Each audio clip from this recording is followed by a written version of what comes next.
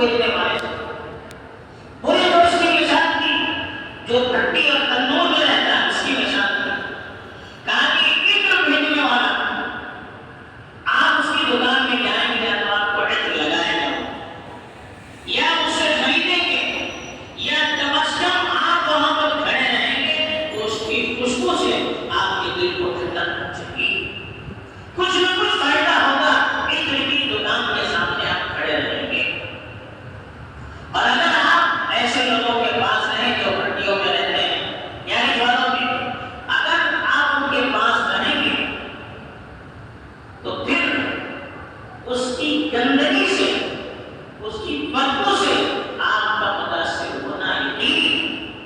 آپ اس سے خریدیے نہ خریدیے، آپ وہاں کھڑے بھی رہیں گے، آپ کی بدن پر، آپ کی روح پر، آپ کی طبیعت پر اس کے برے اثرات مرتب ہوتا رہتے ہیں. یہی مثال ہے اچھے لوگوں کی اور برے لوگوں کی، اچھے ماحول کی اور برے ماحول کی. یہ اچھے ماحول اور اچھے دوستوں کا اثر ہوتا رہتا ہے، ایسے ہی برے ماحول اور برے ساتھیوں کا اثر ہوتا رہتا ہے.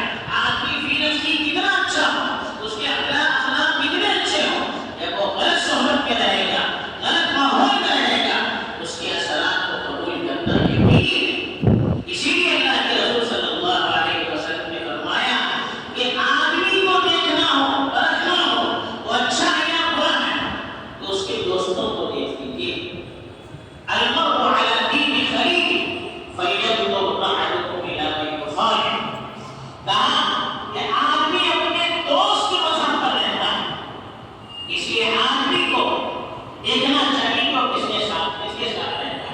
یعنی دوست کا جو طریق ہوتا ہے، دوست کی جو عادتیں ہوتی ہیں وہ سامنے والا اختیار کرتا ہی ہے. یہ اللہ کے رسول نے کہا. اور اللہ کے رسول صلی اللہ علیہ وسلم انسانی نفسیات کے بھی بڑے ماہر تھے. اللہ کے رسول جیسے نبی تھے اور نبی ہونے کے اعتبار سے افضل انبیاء تھے، ویسے انسان ہونے کے اعتبار سے بھی سب سے برتر انسان تھے. انسان کے اندر انسانیوں کی جو خصوصیات ہوتی ہیں ان خصوصیات میں رسول اللہ صلی اللہ علیہ وسلم سب سے بڑھ کر تھے. تو اللہ کے رسول سے بڑھ کر ماحول کا تجزیہ اور کون کر سکتا ہے؟ تو اسی لیے اللہ کے رسول نے کہا کہ کس کے ساتھ آدمی رہتا ہے اس کو دیکھیے آپ. اس لیے کہ آدمی اپنے دوست کے دین پر ہوتا ہے، اس کے طور طریق پر ہوتا ہے.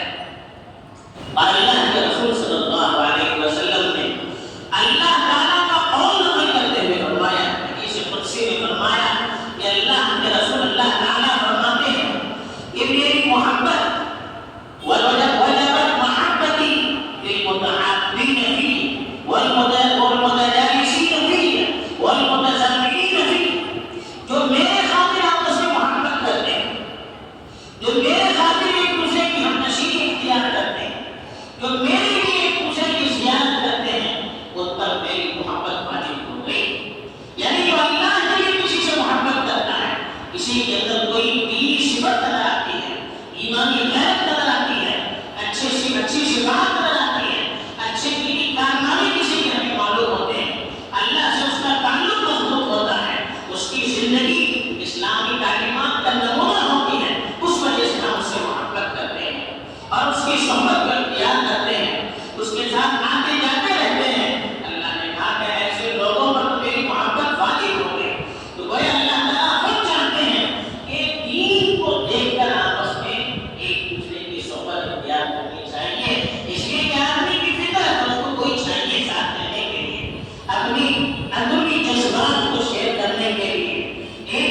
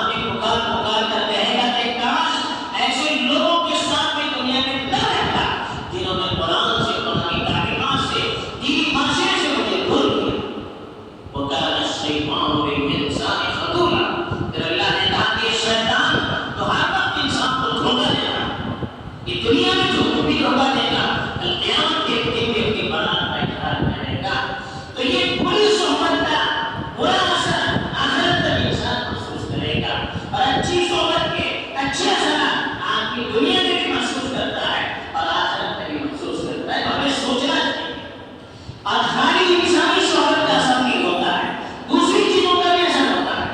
دیکھیے آدمی پہاڑی علاقے میں رہتا ہے، اس کے مزاج میں سختی آتی ہے۔